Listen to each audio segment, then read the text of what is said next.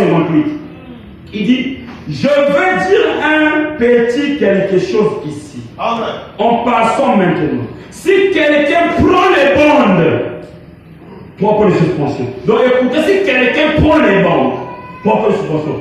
Tout homme a le droit de dire ce qu'il veut. Laissez les gens dire ce qu'ils. Ça va bien, mais quand quelqu'un parle, dis-lui, tout homme a le droit de dire ce qu'il veut. Mais nous, on regarde ce que Dieu nous a dit. Donc toi, tu peux dire ce que tu veux. Plein de manger, tu fais ce que Dieu a dit. On dit amen, mon frère. Tout homme parlera, laissez-les parler. Rendez-vous au ciel. Quand nous tiendrons devant l'agneau, je vous avais laissé la nourriture emmagasinée. J'avais dit à mon prophète d'emmagasiner la nourriture. Qu'est-ce que vous en avez fait? Déjà aujourd'hui, la Bible n'est pas presque lue dans les maisons. Si quelqu'un me dit, il lit la Bible chaque jour, lève la main. Ah, maman, que Dieu peut bénir. Acclamons le Seigneur pour maman vraiment. Voilà. Dieu a les témoins. Quelqu'un te bénisse, maman vraiment. Je le crois. Des jeunes filles, quand on va voter, téléphone, il y a des chauffeurs qui tournent la charge. Il y a des chauffeurs qui tournent la charge.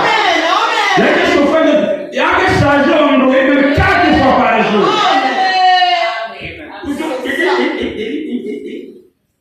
On t'a de ouvrir la tête dans le TikTok. Il t'amène.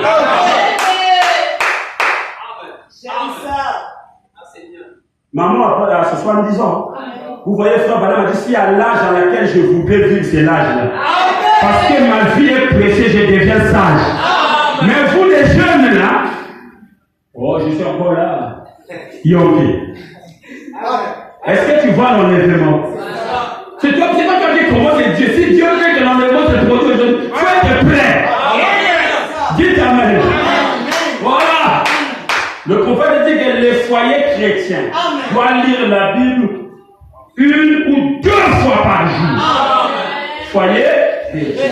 Alors moi je vous dis, foyer chrétien doit écouter les bandes du prophète 1 ou 2 fois par jour. Là j'amplifie encore ça. Tu sais pourquoi moi je le dis?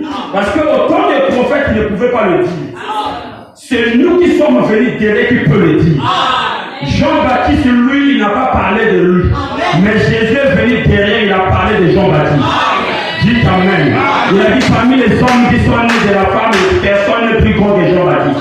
Il a parlé de Jean-Baptiste. C'est pas ça? Donc lui, même lorsqu'il a écrit les 7 âges, à sa place, il a mis Élie. Il a écrit bien la place de Paul. Paul, Irénée, Colombo, Martin, Luther, Wesley. Quand il arrive à sa place, on voit qu'il y a le message du 7e jour. Il a écrit Élie. Mais nous, on est venu dehors, c'est William Mario Plana. Oh, dites amen. Dites amen. La voix de celui qui crie dans le désert. Jésus a dit cette voix, c'est Jean-Baptiste. Est-ce que quelqu'un a compris? Est-ce que quelqu'un a compris? Nous disons déjà ça clairement. Si quelqu'un prend les bandes, tout homme a le droit de dire ce qu'il veut. Il a le droit à ses convictions. Mais si vous savez, si un prédicateur ne veut pas de ceci parmi ses fidèles, alors dites-leur de ne pas le prendre.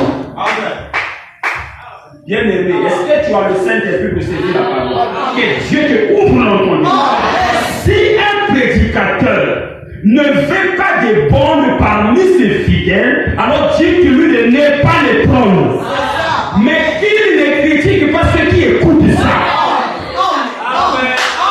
Nous écoutons les bonnes parce que les bonnes sont plus grandes que les brochures. Je veux te parler ça avec toi. La bonne est plus forte que la brochure. Quand tu lis la brochure, tu vas t'embrouiller. Frère Branham me dit, recevez les bonnes, réécoutez les bonnes. Dans les bonnes, le message est clair. Est-ce que quelqu'un peut dire amen? Dans le ministère de Jésus, depuis le commencement, nous avons eu 2 testaments. Il y a l'Ancien Testament et le Nouveau Testament. Or, l'Ancien Testament, c'était l'ombre des choses à venir. Et non la vraie vraie représentation exacte des choses. Amen. Si tu prends l'Ancien Testament sans prendre le Nouveau Testament, tu seras embrouillé.